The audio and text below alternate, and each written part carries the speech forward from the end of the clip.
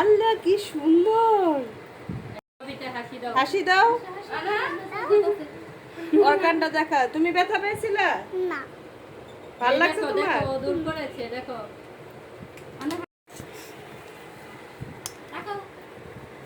কান ফুরালে কি লিপস্টিক দিয়ে আসতে হয়?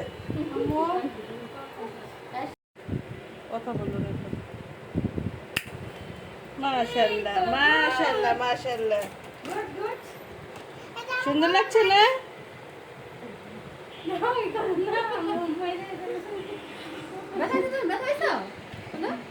মাশাআল্লাহ বেবিটা একেবারে ব্যথা মুক্ত হচ্ছে, কান ফুরাচ্ছে।